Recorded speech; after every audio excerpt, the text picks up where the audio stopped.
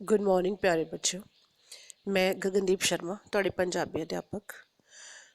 ਅੱਜ ਮੈਂ ਤੁਹਾਨੂੰ ਪੜਾਉਣ ਜਾ ਰਹੀ ਹਾਂ ਤੁਹਾਡੇ ਤੀਸਰੇ ਕਵੀ ਪ੍ਰੋਫੈਸਰ ਮੋਹਨ ਸਿੰਘ ਦੀ ਕਵਿਤਾ ਤਾਜ ਮਹਿਲ।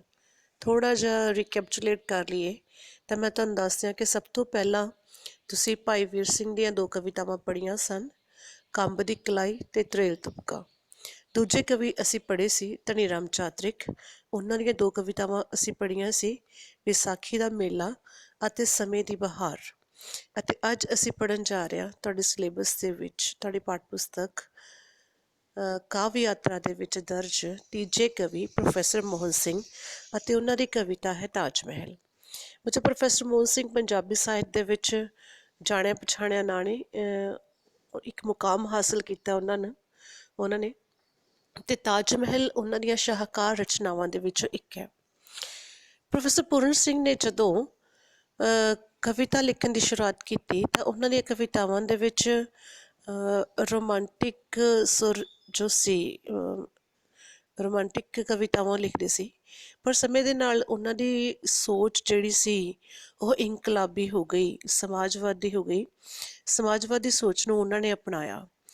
ਇਹ ਤੁਹਾਨੂੰ ਇਸ ਲਈ ਦੱਸ ਰਹੀ ਹਾਂ ਕਿ ਤਾਜ ਮਹਿਲ ਕਵਿਤਾ ਦੇ ਵਿੱਚ ਉਹਨਾਂ ਦੀ ਇਸੇ ਸੋਚ ਦਾ ਪ੍ਰਗਟਾਵਾ ਹੁੰਦਾ ਹੈ, ਕਿਉਂਕਿ ਆਮ ਤੌਰ 'ਤੇ ਜਦੋਂ ਤਾਜ ਮਹਿਲ ਦੀ ਗੱਲ ਆਉਂਦੀ ਹੈ ਤਾਂ ਅਸੀਂ ਤਾਜ ਮਹਿਲ ਦੀ ਖੂਬਸੂਰਤੀ ਦੀ ਗੱਲ ਕਰਦੇ ਹਾਂ, ਉਸਦੇ ਇਮਾਰਤ ਸਾਜ਼ੀ ਜਿਹਨੂੰ ਆਰਕੀਟੈਕਚਰ ਕਹਿੰਦੇ ਆ ਦੀ ਗੱਲ ਕਰਦੇ ਹਾਂ। ਅਸੀਂ ਉਹਨੂੰ ਇੱਕ ਅਜੂਬੇ ਦੇ ਤੌਰ 'ਤੇ ਦੇਖਦੇ ਹਾਂ, ਉਸਦੀ ਸੁੰਦਰਤਾ ਨੂੰ ਸਰਾਉਂਦੇ ਹਾਂ। ਔਰ ਬਹੁਤ ਸਾਰੇ ਕਵੀਆਂ ਨੇ, ਬਹੁਤ ਸਾਰੇ ਗੀਤਕਾਰਾਂ ਨੇ ਤਾਜ ਮਹਿਲ ਦੀ ਸੁੰਦਰਤਾ ਨੂੰ ਦਰਸਾਇਆ ਹੈ। ਪ੍ਰੋਫੈਸਰ ਮੋਹਨ ਸਿੰਘ ਨੇ ਵੀ ਇਹ ਕੀਤਾ ਹੈ ਆਪਣੀ ਇਸ ਕਵਿਤਾ। ਉਹਨਾਂ ਦੀ ਇਸ ਕਵਿਤਾ ਨੂੰ ਦੋ ਹਿੱਸਿਆਂ ਵਿੱਚ ਵੰਡਿਆ ਜਾ ਸਕਦਾ ਹੈ। ਕਵਿਤਾ ਦੇ ਪਹਿਲੇ ਹਿੱਸੇ ਵਿੱਚ ਉਹ ਤਾਜ ਮਹਿਲ ਦੀ ਖੂਬਸੂਰਤੀ ਨੂੰ ਸਰਾਉਂਦੇ ਹਨ, ਉਸਦੀ ਪ੍ਰਸ਼ੰਸਾ ਕਰਦੇ ਹਨ, ਪਰ ਦੂਸਰੇ ਹਿੱਸੇ ਵਿੱਚ ਉਹਨਾਂ ਨੇ ਆਪਣੀ ਥੋੜ੍ਹੀ ਵੱਖਰੀ ਸੋਚ ਦਾ ਪ੍ਰਗਟਾਵਾ ਕੀਤਾ ਹੈ ਕਿ ਕਿਸ ਤਰ੍ਹਾਂ ਤਾਜ ਮਹਿਲ ਦੀ ਇੱਕ ਖੂਬਸੂਰਤੀ ਜੋ ਹੈ ਉਹ ਕੁਛ ਕਿਰਤੀਆਂ, ਕੁਛ ਮਜ਼ਦੂਰਾਂ, ਕੁਛ ਗਰੀਬ ਲੋਕਾਂ ਦਾ ਦੇ ਕੀਤੇ ਗਏ ਸ਼ੋਸ਼ਣ ਨੂੰ ਯਾਦ ਕਰਵਾਉਂਦੀ ਹੈ, ਕਿਉਂਕਿ ਕਿਸ ਤਰ੍ਹਾਂ ਦਿਨ ਰਾਤ ਉਹਨਾਂ ਨੇ ਇੱਕ ਕੀਤਾ ਤਾਜ ਮਹਿਲ ਦੀ ਉਸਾਰੀ ਵਾਸਤੇ। ਅੱਜ ਅਸੀਂ ਕਵਿਤਾ ਦਾ ਸਿਰਫ ਪਹਿਲਾ ਹਿੱਸਾ ਪੜ੍ਹਾਂਗੇ ਜਿਹਦੇ ਵਿੱਚ ਉਹ ਤਾਜ ਮਹਿਲ ਦੀ ਖੂਬਸੂਰਤੀ ਦਾ ਵਰਣਨ ਕਰਦੇ ਨੇ। ਤਾਜ ਮਹਿਲ ਦੇ ਬਾਰੇ ਬੱਚੇ ਮਸ਼ਹੂਰ ਹੈ ਕਿ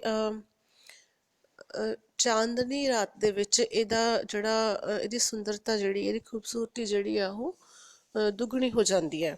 ਤਾਂ ਕਵੀ ਆਪਣੀ ਕਵਿਤਾ ਦੀ ਸ਼ੁਰੂਆਤ ਇੱਕ ਚਾਂਦਨੀ ਰਾਤ ਦੇ ਵਿੱਚ ਤਾਜ ਮਹਿਲ ਦੀ ਸੁੰਦਰਤਾ ਕਿਸ ਤਰ੍ਹਾਂ ਪ੍ਰਤੀਤ ਹੁੰਦੀ ਹੈ, ਕਿਸ ਤਰ੍ਹਾਂ ਮਨ ਨੂੰ ਮੋਹਦੀ ਹੈ, ਮੋਹਕ ਲੱਗਦੀ ਹੈ, ਇਸ ਤਰ੍ਹਾਂ ਦਾ ਉਹਨੇ ਪ੍ਰਗਟਾਵਾ ਕੀਤਾ ਹੈ। ਕਹਿੰਦਾ, ਦੁੱਧ ਚਿੱਟੀਆਂ ਰੰਗਦਾਰ ਮਰਮਰਾਂ, ਮਰਮਰਾਂ ਮੀਨਸ ਸੰਗਮਰਮਰ, ਚਿੱਟੇ ਪੱਥਰ ਦਾ ਬਣਿਆ ਹੋਇਆ ਹੈ। ਦੇ ਗਲ ਘੱਤ ਕੇ ਬਾਹੀਂ, ਗਲ ਘੱਤਣਾ ਮੀਨਸ ਗਲ ਵਿੱਚ ਪਾਉਣਾ, ਬਾਹੀਂ ਮਤਲਬ ਬਾਹਾਂ। ਸੋਹਲ ਪਤਲੀਆਂ ਨਾਜ਼ੁਕ ਜੀਆਂ, ਸੋਹਲ ਮਤਲਬ ਪਤਲੀਆਂ ਬਰੀਕ, ਚੰਨ ਦੀਆਂ ਰਿਸ਼ਮਾਂ ਸੁੱਤੀਆਂ ਬੇਪਰਵਾਹੀ। ਬਿਰਛਾਂ ਬੂਟਿਆਂ ਦੇ ਪਰਛਾਵੇਂ, ਨਸ਼ਿਆਂ ਨਾਲ ਗੜੁੰਦੇ, ਨਸ਼ੇ ਦੇ ਵਿੱਚ ਗੁੜੁਚ ਹੋਏ ਵੇ, ਘਾਹ ਦੇ ਸੋਹਲ ਸੀਨਿਆਂ ਉੱਤੇ ਸਵਾਦ ਸਵਾਦ ਹੋ ਉਂਗੇ।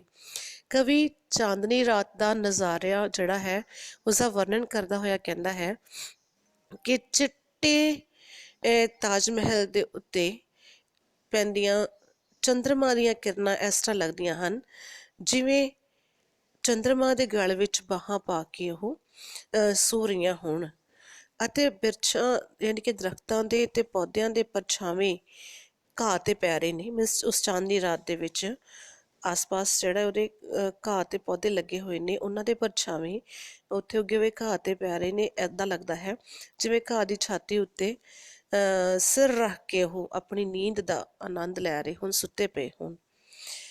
ਸਵਾਦ ਸਵਾਦ ਹੋਣਗੇ ਮੀਨਸ ਨੀਂਦ ਦੇ ਸਵਾਦ ਵਿੱਚ ਉਂਘ ਰਹੇ ਹੈ, ਨੀਂਦ ਲੈ ਰਹੇ ਹੈ। ਅਗਲੇ ਪੈਰੇ ਦੇ ਵਿੱਚ ਉਹ ਕਹਿੰਦਾ, ਲੱਗ ਟਾਹਣਾ ਗਲ ਵੇਲਾਂ ਸੁੱਤੀਆਂ, ਲੱਗ ਵੇਲਾਂ ਗਲ ਕਲੀਆਂ, ਲੱਗ ਕਲੀਆਂ ਗਲ ਗੰਧਾਂ ਸੁੱਤੀਆਂ, ਨੀਂਦ ਵਲੇਵੇਂ ਵਲੀਆਂ। ਕੁਦਰਤ ਸਾਰੀ ਉਹਨੂੰ ਸੁੱਤੀ ਹੋਈ ਜਾਪਦੀ ਹੈ। ਉਹ ਕਹਿੰਦਾ ਇਸ ਤਰ੍ਹਾਂ ਲੱਗਦਾ ਹੈ ਜਿਵੇਂ ਵੇਲਾਂ ਜਿਹੜੀਆਂ ਨੇ ਟਾਹਣੀਆਂ ਦਾ ਸਹਾਰਾ ਲੈ ਕੇ ਚੜ੍ਹ ਰਹੀਆਂ ਸੀ, ਉਹ ਟਾਹਣੀਆਂ ਦਾ ਸਹਾਰਾ ਲੈ ਕੇ ਉਹਨਾਂ ਦੇ ਗਲ ਲੱਗ ਕੇ ਸੁੱਤੀਆਂ ਪਈਆਂ ਹਨ, ਅਤੇ ਵੇਲਾਂ ਦੇ ਗਲ ਨਾਲ ਕਲੀਆਂ ਲੱਗੀਆਂ ਹੋਣ, ਅਤੇ ਕਲੀਆਂ ਦੇ ਗਲ ਨਾਲ ਜਿਵੇਂ ਸੁਗੰਧਾਂ ਲੱਗ ਕੇ ਸੁੱਤੀਆਂ ਪਈਆਂ ਹੋਣ। ਇੱਕ ਰੋਮਾਂਟਿਕ ਵਰਣਨ ਕੀਤਾ ਹੈ ਉਹਨੇ ਪੂਰੀ ਕੁਦਰਤ ਦਾ, ਕਿ ਕਿਸ ਤਰ੍ਹਾਂ ਉਹਨੂੰ ਸਾਰੀ ਕੁਦਰਤ ਨੀਂਦ ਦੇ ਵਿੱਚ ਵਲੀ ਹੋਈ, ਯਾਨੀ ਕਿ ਸੁੱਤੀ ਹੋਈ ਨੀਂਦ ਦਾ ਆਨੰਦ ਲੈਂਦੀ ਹੋਈ ਪ੍ਰਤੀਤ ਹੁੰਦੀ ਹੈ। ਅੱਗੇ ਜਾ ਕੇ ਉਹ ਜਮਨਾ ਦੀ ਗੱਲ ਵੀ ਕਰਦਾ ਹੈ। ਤੁਹਾਨੂੰ ਪਤਾ ਹੋਏਗਾ ਕਿ ਤਾਜ ਮਹਿਲ ਜਿਹੜਾ ਹੈ ਉਹ ਜਮਨਾ ਦੇ ਕਿਨਾਰੇ ਹੈ।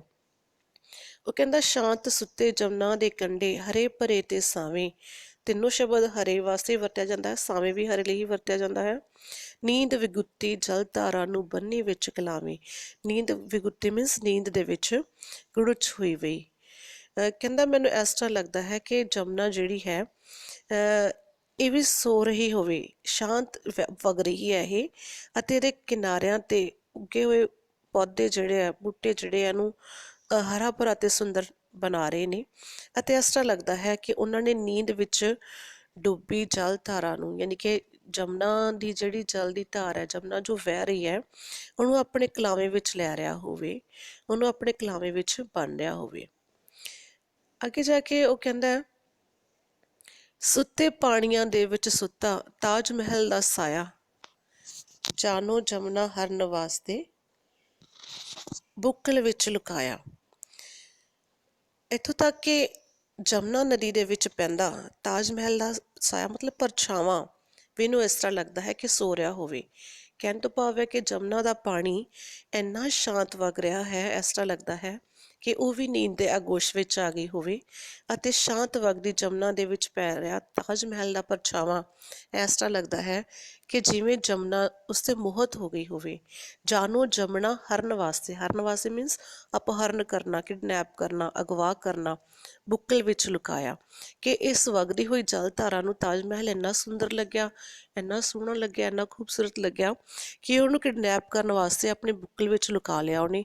ਉਹਦਾ ਪਰਛਾਵਾਂ ਤਾਜ ਮਹਿਲ ਦਾ ਕਵੀ ਨੂੰ ਇਸ ਤਰ੍ਹਾਂ ਪ੍ਰਤੀਤ ਹੋ ਰਿਹਾ ਹੈ ਜਿਵੇਂ ਜਮਨਾ ਨਦੀ ਨੇ ਆਪਣੇ ਬੁੱਕਲ ਵਿੱਚ ਉਹਨੂੰ ਲੁਕਾਇਆ ਹੋਵੇ, ਤਾਂ ਕਿ ਉਹਨੂੰ ਕਿਤੇ ਭਜਾ ਕੇ ਲੈ ਕੇ ਜਾ ਸਕੇ। ਪਰ ਫਿਰ ਅੱਗੇ ਜਾ ਕੇ ਕਹਿੰਦਾ, ਐਪਰ ਦੂਰ ਸਾਗਰਾਂ ਵੰਨੀ ਨੱਸਣ ਜਦ ਉਹ ਲੱਗੀ, ਨੀਂਦ ਟੂਣਿਆਂ ਦੇ ਜੰਤਰ ਵਿੱਚ ਟੋਰ ਉਸਦੀ ਬੱਜੀ। ਐਪਰ ਮੀਨਸ ਪਰ ਕੀ ਹੋਇਆ ਕਿ ਜਮਨਾ ਜਦੋਂ ਤਾਜ ਮਹਿਲ ਦਾ ਅਪਹਰਨ ਕਰਕੇ ਲੈ ਕੇ ਜਾਣ ਲੱਗੀ ਉਸਨੂੰ ਸਾਗਰ ਵੱਲ, ਤੁਹਾਨੂੰ ਪਤਾ ਹੀ ਹੈ ਸਾਰੀਆਂ ਨਦੀਆਂ ਦਾ ਅੰਤ ਜਿਹੜਾ ਹੈ ਉਹ ਸਮੁੰਦਰ ਹੁੰਦਾ ਹੈ, ਸਮੁੰਦਰ ਵਿੱਚ ਜਾ ਕੇ ਸਮਾ ਜਾਂਦੀਆਂ ਨੇ। ਕਿ ਜਦੋਂ ਜਮਨਾ ਸਮੁੰਦਰ ਦੇ ਵੱਲ ਭੱਜਣ ਲੱਗੀ, ਦੌੜਨ ਲੱਗੀ ਤਾਜ ਮਹਿਲ ਨੂੰ ਲੈ ਕੇ, ਤਾਂ ਜਿਵੇਂ ਨੀਂਦ ਦੇ ਟੂਣੇ ਦਾ ਜਾਦੂ ਮੰਤਰ ਉਸ 'ਤੇ ਵੀ ਹੋ ਗਿਆ ਹੋਵੇ, ਅਤੇ ਉਸਦੀ ਤੋਰ ਮਤਲਬ ਤੋਰ, ਉਸਦੀ ਚਾਲ ਜਿਹੜੀ ਹੈ ਉਹ ਮੱਧਮ ਪੈ ਗਈ, ਅਤੇ ਉਹ ਤਾਜ ਮਹਿਲ ਨੂੰ ਨਹੀਂ ਲੈ ਕੇ ਜਾ ਸਕੀ। ਮਤਲਬ ਤਾਜ ਮਹਿਲ ਦਾ ਪਰਛਾਵਾਂ ਉੱਥੇ ਹੀ ਰਹਿ ਗਿਆ। ਕਿ ਜਮਨਾ ਜਦੋਂ ਤਾਜ ਮਹਿਲ ਦਾ ਅਪਹਰਨ ਕਰਕੇ ਆਪਣੇ ਨਾਲ ਲੈ ਕੇ ਜਾਣ ਲੱਗੀ, ਤਾਂ ਉਸ 'ਤੇ ਨੀਂਦ ਦੇ ਜਾਦੂ ਟੂਣਿਆਂ ਦਾ, ਮੰਤਰਾਂ ਦਾ ਅਜਿਹਾ ਅਸਰ ਹੋ ਗਿਆ ਕਿ ਉਹ ਵੀ ਨੀਂਦ ਦੇ ਵਿੱਚ ਸਮਾ ਗਈ, ਨੀਂਦਿਆ ਕੋਸ਼ ਵਿੱਚ ਸਮਾ ਗਈ। ਉਸਦੀ ਟੋਰ, ਉਸਦੀ ਚਾਲ ਜਿਹੜੀ ਸੀ ਉਹ ਰੁਕ ਗਈ, ਥੰਮ ਗਈ, ਮੱਧਮ ਹੋ ਗਈ, ਸ਼ਾਂਤ ਹੋ ਗਈ, ਅਤੇ ਉਹ ਤਾਜ ਮਹਿਲ ਨੂੰ ਅਗਵਾ ਕਰਕੇ ਨਹੀਂ ਲੈ ਕੇ ਜਾ ਸਕੀ। ਅੱਗੇ ਜਾ ਕੇ ਕਵੀ ਕਹਿੰਦਾ, ਸੁੱਤੇ ਇਸ ਚੁਗਿਰਦੇ ਅੰਦਰ ਮੈਂ ਕੱਲਾ ਇੱਕ ਜਾਗਾਂ। ਚੁਗਿਰਦਾ ਮੀਨਸ ਚਾਰ ਚੁਫੇਰਾ, ਆਲਾ ਦੁਆਲਾ। ਜਗ ਰਹੀਆਂ ਦੋ ਅੱਖਾਂ ਮੇਰੀਆਂ ਚੁੱਪ-ਚਾਪ ਵਾਂਗ ਚਰਾਗਾਂ। ਉਹ ਕਹਿੰਦਾ, ਇਹੋ ਜਿਹੇ ਮੌਕੇ 'ਤੇ ਜਦੋਂ ਸਾਰੀ ਕੁਦਰਤ ਸੋ ਰਹੀ ਹੈ, ਸਾਰੇ ਦਰਖਤ, ਬੂਟੇ, ਪੇੜ ਪੌਦੇ, ਮਤਲਬ ਨਦੀ ਦੀ ਜਲ ਧਾਰਾ, ਤਾਜ ਮਹਿਲ, ਹਰੇਕ ਚੀਜ਼ ਚਮਕਦੀ ਚਾਨਣੀ ਵਿੱਚ ਉਹਨੂੰ ਸੁੱਤੀ ਹੋਈ ਪ੍ਰਤੀਤ ਹੁੰਦੀ ਹੈ। ਟਾਹਣੀਆਂ, ਵੇਲਾਂ, ਕਲੀਆਂ, ਤਾਂ ਕਹਿੰਦਾ ਸਿਰਫ ਇੱਕ ਮੈਂ ਹੀ ਜਾਗ ਰਿਹਾ ਹਾਂ। ਅਤੇ ਜਾਗ ਕਿਉਂ ਰਿਹਾ ਹਾਂ? ਜਗ ਰਹੀਆਂ ਦੋ ਅੱਖਾਂ ਮੇਰੀਆਂ ਚੁੱਪ-ਚਾਪ ਵਾਂਗ ਚਰਾਗਾਂ। ਕਹਿੰਦਾ ਮੇਰੀਆਂ ਅੱਖਾਂ ਇੱਦਾਂ ਇੱਕ ਜਿਵੇਂ ਹਨੇਰੇ ਵਿੱਚ ਚਿਰਾਗ ਜਗਦਾ ਹੈ, ਇਸ ਸੁੱਤੇ ਹੋਏ ਚੁਫੇਰੇ ਵਿੱਚ ਜਗ ਰਹੀਆਂ ਹਨ। ਗੁੰਬਦ ਦੀਆਂ ਉਭਾਰਾਂ ਉੱਤੇ ਮਸਤ ਆਈਆਂ ਅੜਸਾਈਆਂ, ਫਿਰ ਰਹੀਆਂ ਸਨ ਨਜ਼ਰਾਂ ਮੇਰੀਆਂ ਸੋਹਜ ਸਵਾਦ ਤਰਹਾਈਆਂ। ਸੋਹਜ ਸਵਾਦ ਮੀਨਸ ਖੂਬਸੂਰਤੀ, ਕਲਾ ਦਾ ਆਨੰਦ ਮਾਣਨਾ। ਤਾਂ ਕਹਿੰਦਾ ਕਿ ਜਾ ਕਿਉਂ ਰਿਹਾ ਕਵੀ ਤਾਜ ਮਹਿਲ ਦੀ ਇਸ ਸੁੰਦਰਤਾ ਦਾ ਨਜ਼ਾਰਾ ਲੈ ਰਿਹਾ ਹੈ। ਗੁੰਬਦ ਮੀਨਸ ਡੋਮ, ਤਾਜ ਮਹਿਲ ਦਾ ਗੁੰਬਦ ਜਿਹੜਾ ਹੈ, ਉਹ ਡੋਮ ਜਿਹੜਾ ਹੈ, ਕਹਿੰਦਾ ਮੇਰੀਆਂ ਨਜ਼ਰਾਂ ਉਸ 'ਤੇ ਘੁੰਮ ਰਹੀਆਂ ਸਨ, ਉਸ 'ਤੇ ਫਿਰ ਰਹੀਆਂ ਸਨ, ਅਤੇ ਮੈਂ ਤਾਜ ਮਹਿਲ ਦੀ ਸੁੰਦਰਤਾ ਦਾ ਆਨੰਦ ਮਾਣ ਰਿਹਾ ਸੀ, ਜਿਸ ਨਾਲ ਮੇਰਾ ਸੋਹਜ ਸਵਾਦ ਦੀ ਤ੍ਰਿਪਤੀ ਹੋ ਰਹੀ ਸੀ। ਐਸਥੈਟਿਕ ਸੈਂਸ ਜਿਹੜੀ ਹੈ ਆਪਾਂ ਕਹਿ ਸਕਦੇ ਹਾਂ ਕਿ ਉਹ ਮੁਗਲਾਂ ਦੇ ਇਸ ਇਮਾਰਤ ਸਾਜ਼ੀ ਨੂੰ ਦੇਖ ਕੇ ਕਵੀ ਜਿਹੜਾ ਹੈ ਖੁਸ਼ ਹੋ ਰਿਹਾ ਹੈ। ਜਦੋਂ ਕਿ ਸਾਰਾ ਆਲਾ ਦੁਆਲਾ ਸੁੱਤਾ ਪਿਆ ਹੈ, ਕਵੀ ਉਸ ਦਾ ਤਾਜ ਮਹਿਲ ਦੀ ਖੂਬਸੂਰਤੀ ਦਾ ਆਨੰਦ ਮਾਣ ਰਿਹਾ ਹੈ। ਅੱਗੇ ਜਾ ਕੇ ਉਹ ਕਹਿੰਦਾ, ਤੱਕ ਤੱਕ ਕਸਬ ਹੁਨਰ ਮੁਗਲਾਂ ਦਾ, ਹੈਰਤ ਵੱਧਦੀ ਜਾਵੇ, ਸ਼ਾਹਜਹਾਨ ਦੇ ਸਵਾਦ ਨੂੰ ਲੂ ਲੂ ਪਿਆਸ ਤੜਾਵੇ। ਕਹਿੰਦਾ ਜਿਵੇਂ ਜਿਵੇਂ ਮੈਂ ਤਾਜ ਮਹਿਲ ਨੂੰ ਵੇਖ ਰਿਹਾ ਹਾਂ, ਨਿਹਾਰ ਰਿਹਾ ਹਾਂ, ਤਾਂ ਮੁਗਲਾਂ ਦੀ ਇਸ ਇਮਾਰਤ ਸਾਜ਼ੀ ਨੂੰ ਦੇਖ ਕੇ ਮੇਰੀ ਹੈਰਾਨੀ ਵੱਧਦੀ ਜਾਂਦੀ ਹੈ ਕਿ ਇੰਨੇ 100 ਸਾਲ ਪਹਿਲਾਂ ਉਹਨਾਂ ਨੇ ਕਿੰਨੇ ਸੋਹਣੇ ਤਰੀਕੇ ਦੇ ਨਾਲ ਇਸ ਇਮਾਰਤ ਦੀ ਜੋ ਹੈ ਉਸਾਰੀ ਕੀਤੀ ਹੈ। ਅਤੇ ਕਹਿੰਦਾ ਜਿਵੇਂ ਜਿਵੇਂ ਮੈਂ ਇਹਦੇ ਬਾਰੇ ਸੋਚ ਰਿਹਾ ਹਾਂ, ਇਹਨੂੰ ਨਿਹਾਰ ਰਿਹਾ ਹਾਂ, ਇਹਦਾ ਆਨੰਦ ਮਾਣ ਰਿਹਾ ਹਾਂ, ਤਿਵੇਂ ਤਿਵੇਂ ਮੇਰਾ ਲੂ ਲੂ ਜਿਹੜਾ ਹੈ ਸ਼ਾਹਜਹਾਨ ਦੀ ਸੋਹਜ ਸਵਾਦ ਦਾ ਜਿਹੜਾ ਹੈ ਕਾਇਲ ਹੁੰਦਾ ਜਾ ਰਿਹਾ ਹੈ, ਅਤੇ ਮੈਂ ਉਸ ਦੀ ਪ੍ਰਸ਼ੰਸਾ ਕਰ ਰਿਹਾ, ਮਨ ਹੀ ਮਨ ਦੀ ਸਲਾਹਤਾ ਕਰ ਰਿਹਾ ਹਾਂ, ਉਸ ਦੇ ਇਸ ਗੁਣ ਨੂੰ ਸਰਾਹ ਰਿਹਾ ਹਾਂ, ਪ੍ਰਸ਼ੰਸਾ ਕਰ ਰਿਹਾ ਹਾਂ। ਇੱਥੇ ਤੱਕ ਬੱਚੋ ਕਵਿਤਾ ਦਾ ਪਹਿਲਾ ਹਿੱਸਾ ਪੂਰਾ ਹੁੰਦਾ ਹੈ, ਜਿਸ ਵਿੱਚ ਉਹਨੇ ਤਾਜ ਮਹਿਲ ਦੀ ਖੂਬਸੂਰਤੀ ਦਾ ਵਰਣਨ ਕੀਤਾ ਹੈ ਅਤੇ ਮੁਗਲਾਂ ਦੇ ਇਸ ਹੁਨਰ ਨੂੰ ਜੋ ਹੈ ਸਰਾਇਆ ਹੈ। ਪਰ ਉਸ ਤੋਂ ਬਾਅਦ ਦੂਜੇ ਹਿੱਸੇ ਦੇ ਵਿੱਚ ਉਹ ਤਾਜ ਮਹਿਲ ਦਾ ਇੱਕ ਕਾਲਾ ਪੱਖ ਸਾਡੇ ਸਾਹਮਣੇ ਰੱਖਦਾ ਹੈ, ਜਿਹਦੇ ਬਾਰੇ ਅਸੀਂ ਅਗਲੇ ਵੀਡੀਓ ਸੈਸ਼ਨ ਦੇ ਵਿੱਚ ਪੜ੍ਹਾਂਗੇ, ਕਿਉਂਕਿ ਇਹ ਕਾਫੀ ਲੰਬਾ ਹੋ ਜਾਂਦਾ ਹੈ। ਕੱਲ੍ਹ ਦੇ ਵੀਡੀਓ ਦੇ ਵਿੱਚ ਤੁਹਾਨੂੰ ਇਹ ਕਵਿਤਾ ਮੈਂ ਕਨਕਲੂਡ ਕਰਵਾ ਦਿੰਦੀ ਹਾਂ। ਉਦੋਂ ਤੱਕ ਤੁਸੀਂ ਇਹਨੂੰ ਪੜ੍ਹੋ, ਅਤੇ ਕੋਈ ਡਾਊਟ ਹੈ ਤਾਂ ਪੁੱਛ ਸਕਦੇ ਹੋ। ਆਪਣੇ ਘਰ ਰਹੋ, ਸੁਰੱਖਿਅਤ ਰਹੋ। ਧੰਨਵਾਦ।